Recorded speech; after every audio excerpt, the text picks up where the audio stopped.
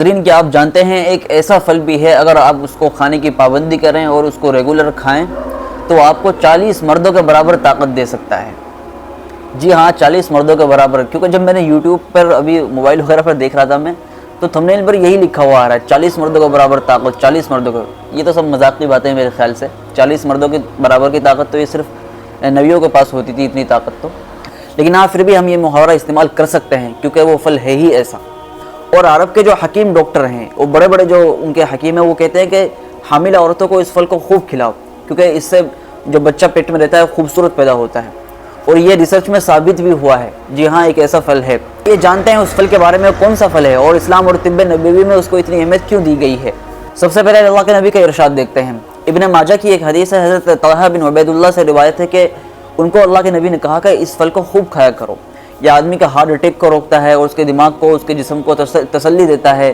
اور جو گرم لوگ رہتے ہیں جن کو غصہ زیادہ آتا ہے ان کو فائدہ مند پہنچتا ہے. اور ایک اور حدیث بھی ہے حضرت جابر بن عبداللہ کی, مسند احمد بن حنبل کی شاید حدیث ہے کہ اللہ کے نبی نے فرمایا اس پھل کو خوب کھاؤ. یہ آدمی کا ہارٹ اٹیک کو روکتا ہے اور سینے کو صاف کرتا ہے. یعنی کہ اس کا مین کردار ہے آدمی کا ہارٹ اٹیک کو روکتا ہے یہ. اور ہاں آپ گوگل پر بھی سرچ کر لیجئے گا, چیٹ جی پی ٹی کچھ بھی ہو, کیونکہ ہماری جو نئی جنریشن ہے وہ گوگل پر یا چیٹ جی پی ٹی پر بہت وشواس کرتی ہے. تو اس پر بھی اس کا سرچ کر لیجئے گا, وہ بھی آپ کو یہی بتائے گا جو میں بتا رہا ہوں آپ کو. ٹھیک ہے, تو اس لیے میری بات کو بہت دھیان سے سنیے آپ. اور دوسری بات, سائنس کہتی ہے کہ یہ پھل آدمی کے دل کے لیے, ہارٹ اٹیک کے جو مریض ہیں ان کے لیے بہت زیادہ مفید ہے.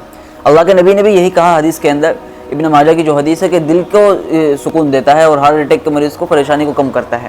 نمبر 2, ہاضمے کو بہتر کرتا ہے. لکھا ہے کہ جو لوگ ہاضمے کے شکار ہیں, جن کو کھانا پچتا نہیں ہے, اندر گیس بن جاتی ہے, معدہ کے اندر کچھ حرارت ہے, گرمی ہے, تو یعنی کہ معدہ بھاری چیز کو برداشت نہیں کر پاتا ہے, تو اس کے لیے بہت زیادہ مفید ہے یہ. نمبر 3, دماغی سکون, ٹینشن, ڈپریشن اس کا علاج ہے. جی ہاں آپ نے بالکل صحیح سنا. میں بہت ریسرچ کر کے یہ بات آپ کو بتا رہا ہوں. جیسے مرضی ڈاکٹر کسی سے بھی پوچھ لینا, آپ کو یہی فائدہ بتائے گا وہ. نمبر 4, حاملہ خواتین کے لیے بہت زیادہ مفید ہے. آپ کی بیوی یا جن کے پیٹ میں بچے رہتے ہیں, حاملہ خواتین, ان کو اگر یہ پھل بہت زیادہ کھلائیں, یعنی کہ بہت زیادہ تو ہر چیز نقصان دیتی ہے, یعنی کہ ان کے روٹین میں اس کو شامل کریں. تو عرب کے جو حکیم ہیں وہ اس کو, ان کے یہاں پر یہ رواج ہے, ان کا کہنا ہے کہ اگر خواتین کو یہ کھلایا جائے تو ان کے بچے جو ہیں وہ خوبصورت پیدا ہوتے ہیں ماشاءاللہ. نمبر 5, کینسر کو دور کرتا ہے. جدید تحقیق کے مطابق اس میں ایسے اجزاء پائے جاتے ہیں جو کینسر کے خلیات کو بننے سے روک سکتے ہیں. اللہ اکبر. اب بتاتے ہیں آپ کو کون سے پھل کی بات کر رہے ہیں ہم. میں بات کر رہا ہوں سفرجل کی, جس کو بہی بھی کہا جاتا ہے. تو سفرجل اس کا عربی کے اندر نام ہے. بہی اس کو شاید اردو میں بہی کہتے ہیں اور بہ اس کو شاید فارسی میں کہتے ہیں. چلیے اب بات کرتے ہیں آپ سفرجل کو کیسے کھا سکتے ہیں اور اس کا استعمال کا طریقہ کیا ہے. تو نمبر 1, سب سے پہلے تو آپ سفرجل کو ایسے ہی کھائیے جیسے عام پھلوں کو کھاتے ہیں, سیب کو کھاتے ہیں, پپیتا, تربوز جیسے ہم کاٹ کر کھاتے ہیں ایسے کھا جائیے.